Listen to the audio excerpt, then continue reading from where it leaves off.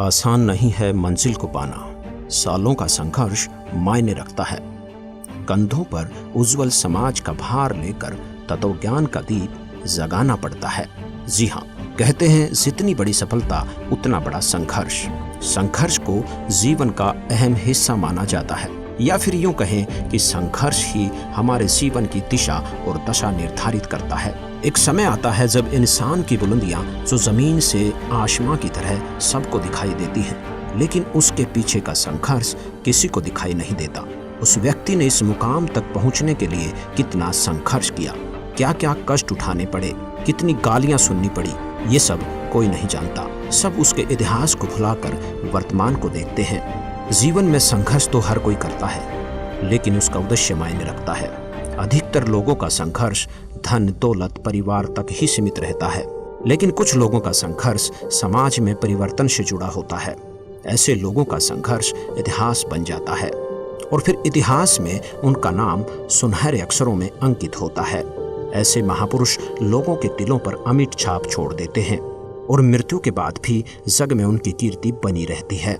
इतिहास इस बात का गवाह है कि जब किसी महापुरुष ने संसार की भलाई के लिए कदम बढ़ाया है, उसे हमेशा संघर्ष करना पड़ा है, जिससे बड़े बड़े परिवर्तन हुए हैं और उन परिवर्तनों के साथ लोगों का जीवन भी सुलभ हुआ है। कहते हैं संघर्ष जितना बड़ा होगा, जीत उतनी ही शानदार होगी। आध्यात्मिक मार्ग में भी भक्तों और संतों ने ऐसे ही कठिन संघर्ष किए हैं और आध्यात्मिक मार्ग में फैले पाखंडवाद को खत्म करने के लिए वे हमेशा सच पर अडिग रहे। वह दुनिया वालों के जुल्म सहते हुए भी सच्चाई का रास्ता नहीं छोड़ा। उन्होंने ये सब इसलिए किया ताकि पूरे विश्व का मार्गदर्शन हो सके। गुरु नानक देव जी, रविदास जी व मीराबाई को कौन नहीं जानता। सत भक्ति के लिए समाज परिवार से संघर्ष किया। इनके संघर्ष की मिसाल आज भी दी जाती है। आज भी जग में इनकी महिमा का गुणगान किया जाता है। ऐसी महान आत्माओं की मोक्ष के बाद भी संसार में उनकी महिमा बनी रहती है।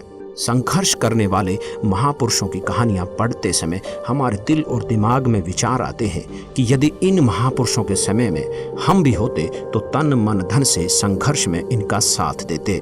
परंतु ऐसा कहना आसान है, लेकिन वास्तव में किसी भी महापुरुष का संघर्ष में सहयोग करना और उसके संघर्ष और सच्चाई को सही ठहराना बहुत मुश्किल है। आइए आपको ऐसी ही एक अद्वितीय संघर्ष की कहानी से रूबरू करवाते हैं, जो वर्तमान के परिप्रेक्ष्य में अतुलनीय है और आने वाले समय में सुनहरे अक्षरों में लिखी जाने योग्य है। संघर्षपूर्ण जीवन जी रहे इस महापुरुष ने अपना जीवन जनता की भलाई के लिए ईश्वर को सौंप दिया। वर्तमान में ये महान संत सच्चाई की राह पर चलते हुए कठिन संघर्ष कर रहे हैं। वे सामाजिक व आध्यात्मिक मार्ग दोनों में ही संघर्ष कर रहे हैं, जिससे मानव समाज का भला भी होगा और मोक्ष भी। वो महान संत जगत गुरु तत्वदर्शी संत रामपाल जी महाराज हैं, जिन्होंने जनता के कल्याण के लिए अपना पूरा जीवन दांव पर लगा दिया। 8 सितंबर 1951 का वो शुभ दिन, जिस दिन संत रामपाल जी महाराज जी का जन्म गांव धनाना, जिला सोनीपत, हरियाणा में एक किसान परिवार में हुआ। बचपन से ही भगवान के प्रति अटूट आस्था होने के कारण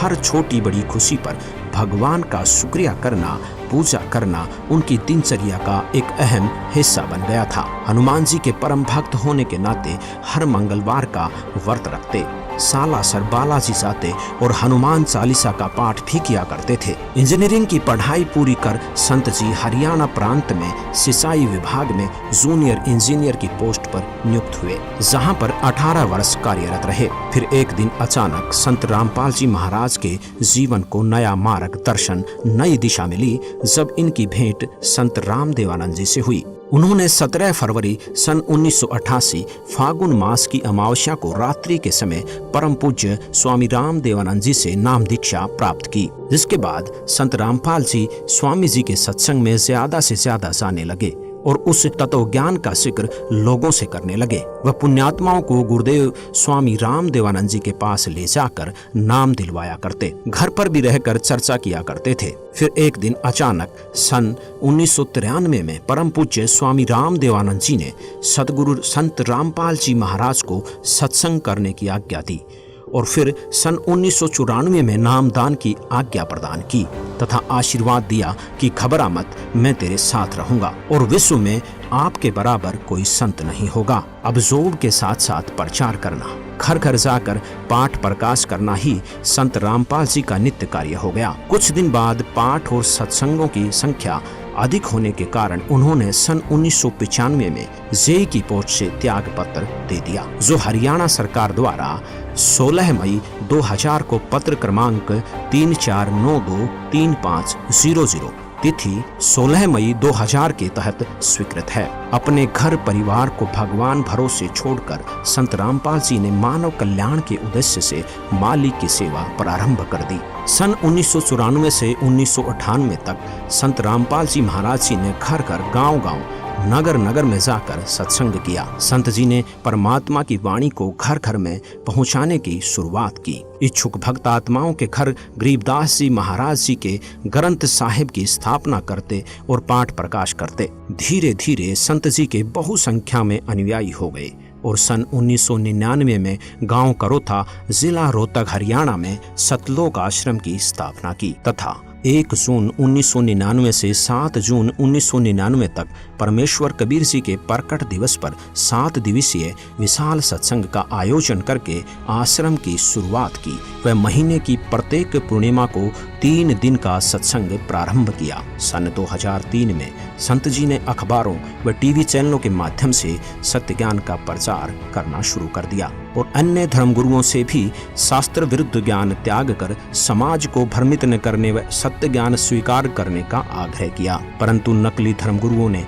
अपनी दुकानें बंद होती देख इस सत्य ज्ञान को स्वीकार करने की बजाय इसका विरोध करना शुरू कर दिया। जिसके बाद जहाँ भी जिस भी नगर में संत रामपाल जी सत्संग करने जाते, वहीं अन्य अज्ञानी धर्मगुरुओं के बहकावे में आकर लोग विरोध करने लगे और कुछ पुण्यात्माएं सत्य ज्ञान को स्वीकार भी करने लगे। संत रामपाल जी महाराज दिन रात सत्संग करते और पुस्तकें लिख लिख कर उनका प्रचार करते। उन्होंने सभी धर्मों के साथ साथ आर्य समाजियों के संस्थापक महर्षि दयानंद जी द्वारा लिखित पुस्तक सत्यार्थ प्रकाश के वेद विरुद्ध ज्ञान व असामाजिक तथ्यों की सच्चाई से भी सबको रूबरू करवाते हुए उसका खंडन किया, जिस कारण अपने अज्ञान का पर्दाफाश होने के भय से उन अज्ञानी संतों, महंतों व आचार्यों ने सतलोक आश्रम करोथा के आसपास के गांवों में संत रामपाल जी महाराज को बदनाम करने के लिए दुष्प्रचार करना प्रारंभ कर दिया तथा 12 जुलाई 2006 को आर्य समाज के तथाकथित धर्मगुरुओं ने सैकड़ों हजारों की संख्या में भीड़ को एकत्रित करके संत रामपाल जी को शान से मारने तथा आश्रम को नष्ट करने के उद्देश्य से सतलोक आश्रम करोथा पर हमला किया। पत्थर, पेट्रोल, बम और बंदूकों के माध्यम से उपद्रवियों ने आश्रम में उपस्थित श्रद्धालुओं को निशाना बनाने की कोशिश की। उपद्रवियों का उद्देश्य था कि संत रामपाल जी महाराज सतलोक आश्रम करोथा छोड़कर चले जाएं, अन्यथा आश्रम को ध्वस्त कर देंगे। आर्य समाजी धर्मगुरु यह चाहते थे कि ऐसा सत्संग यहाँ पर नहीं होने देंगे, क्योंकि उनकी दुकानें बंद हो रही थी, सच्चाई समाज के सामने आ रही थी। पुलिस ने उपद्रवियों को रोकने की कोशिश की, जिस कारण कुछ उपद्रवी चोटिल हो गए। इस मुठभेड़ में उन्हीं की गोली से एक व्यक्ति की मौत हो गई, जिसका झूठा केस संत रामपाल जी महाराज पर बना दिया गया और सतलोक आश्रम करोथा को सरकार ने अपने अधीन कर लिया तथा संत रामपाल जी महाराज व कुछ अनुयायियों पर झूठा केस बनाकर उन्हें जेल में डाल दिया। मानव कल्याण और विश्व में शांति के अद्भुत भक्ति मार्ग को रोकने के लिए सच्चाई को दबा दिया गया, परंतु वो शायद ये भूल गए कि सच्चाई को कुछ दिन दबाया जा सकता है पर मिटाया नहीं जा सकता। सच तो सामने आकर ही रहता है। संत जी के जेल जाने के बाद भी ज्ञान नहीं रुका, बल्कि पहले से ज्यादा तेजी से फैलने लगा।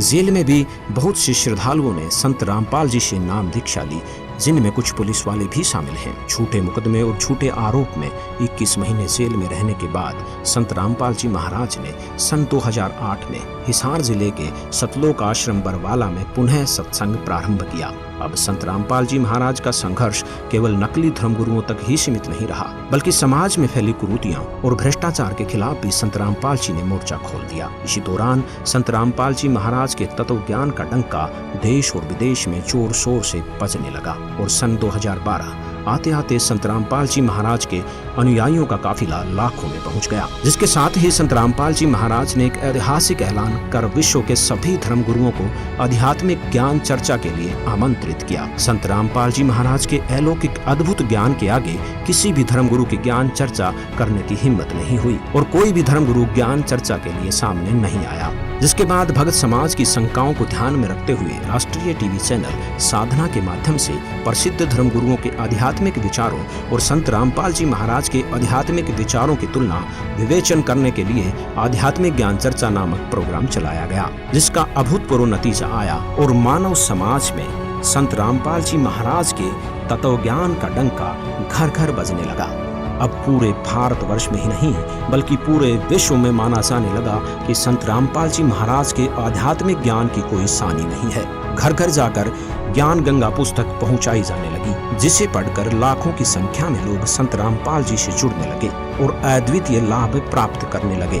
सन 2013 में सुप्रीम कोर्ट ने सतलोक आश्रम करोथा, जो कि 2006 से प्रशासन द्वारा सील कर रखा था, उसको वापस बाइज्जत संत रामपाल जी महाराज को सौंप दिया, जिसकी खुशी में संत जी के अनुयायी आश्रम की साफ सफाई करने के लिए आश्रम करोथा पहुंचे और सफाई करने लगे। परंतु कुछ आर्य समाज से जुड़े लोगों से ये बर्दाश्त नहीं हुआ और वे आश्रम में संत रामपाल जी के अनुयायियों पर हमला करने के उद्देश्य से फिर से भीड़ इकट्ठी करके आश्रम के सामने पहुंच गए। संत रामपाल जी ने अनुयायियों से गेट बंद करके केवल सुमरिन करने को कहा। आर्य समाजियों ने आश्रम पर पत्थरों से हमला बोल दिया। पुलिस भी वहां पहुंच गई, पर आर्य समाज ने पुलिस पर भी हमला कर दिया। परंतु कुछ ही देर में पुलिस ने स्थिति संभाल ली और बाद में आश्रम को खाली करवाया गया। जिसके बाद करोथा आश्रम में सत्संग नहीं हो सका। बरवाला आश्रम में सत्संग प्रचार प्रसार चलता रहा और देखते ही देखते संगत बहुत अधिक बढ़ने लगी। कबीर साहिब जी के प्रकट दिवस पर आश्रम में पैर रखने की भी जगह नहीं थी और संतों की लीला को कोई नहीं समझ सकता।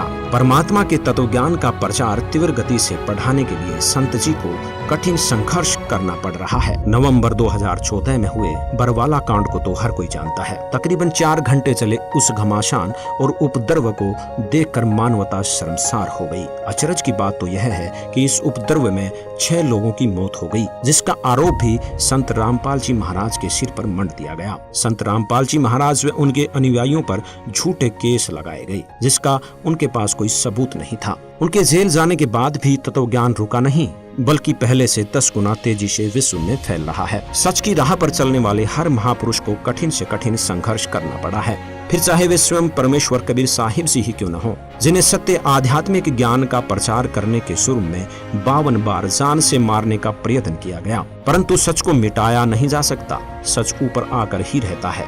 संत रामपाल जी महाराज ने केवल आध्यात्मिक मार्ग में ही संघर्ष नहीं किया, बल्कि सामाजिक कुरीतियों के खिलाफ भी आवाज उठाई। दहेज प्रथा, नशे जैसी कुरीतियों को जड़ से खत्म करने के लिए ये मिशन चलाया तथा विश्व को दहेज मुक्त, नशा मुक्त व दुराचार मुक्त बनाने का बीड़ा उठाया। आज उसका नतीजा भी देखने को मिल रहा है। संत रामपाल जी महाराज जी के जितने भी अनुयायी हैं, वो किसी भी प्रकार का नशा नहीं करते, मांस नहीं खाते, जुआ नहीं खेलते, सट्टेबाजी न दहेज लेते हैं न देते हैं, गाना बजाना, नाचना, ये सब संत रामपाल जी के अनुयायी नहीं करते, जिससे संत रामपाल जी महाराज जी द्वारा एक स्वच्छ समाज तैयार किया जा रहा है। संत रामपाल जी ने एक उदाहरण से स्पष्ट कर दिया कि जिस प्रकार रेल को रोकने के लिए एक अंधा गधा पटरी के बीच में खड़ा हो जाता है, अपनी पिछली दोनों टांगे उठाकर मारता है, उसे रेल नहीं रुकती और वो गधा मर जाता है। इसी प्रकार जो इस तत्व ज्ञान को रोकने का प्रयास करेगा, वो अंधे गधे के समान होगा, जो अपना ही नाश करवा बैठेगा।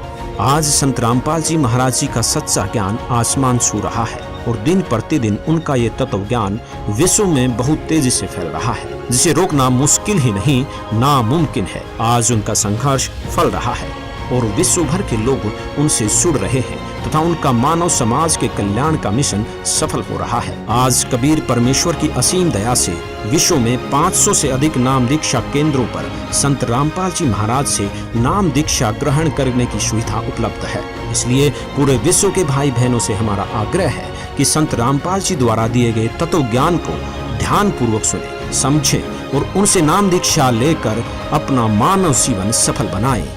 सत साहिब।